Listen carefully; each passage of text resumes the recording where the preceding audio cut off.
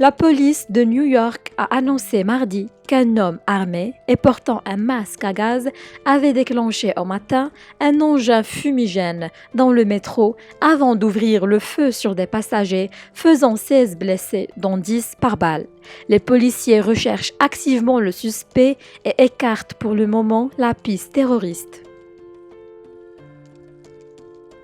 L'attaque s'est produite à 8h24, à l'heure où les rames de métro de la mégapole américaine sont bondées sur l'une des lignes reliant Brooklyn et Manhattan, a expliqué la chef de la police new-yorkaise. Alors que le train entrait en gare, l'individu a mis un masque à gaz.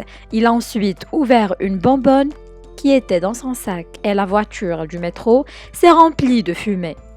Après cela, il a commencé à tirer, a décrit la chef de la police qui a exclu à ce stade un acte de terrorisme. Selon les pompiers, 10 personnes sur 16 blessées ont été touchées par balle. Mais aucune n'était en danger de mort à la mi-journée, précise la chef de la police new-yorkaise.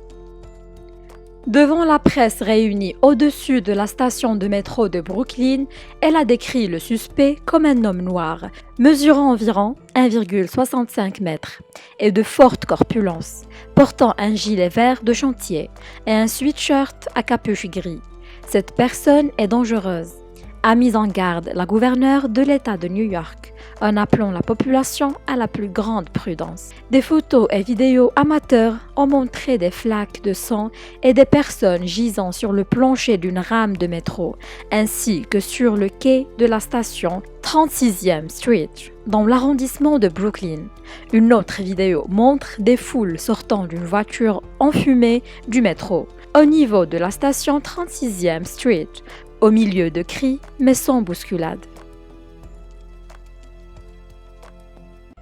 Le président Joe Biden, qui a annoncé lundi de nouvelles mesures contre les armes à feu, a été informé de la fusillade et la Maison-Blanche a proposé son aide aux autorités de New York, a affirmé la porte-parole de l'exécutif.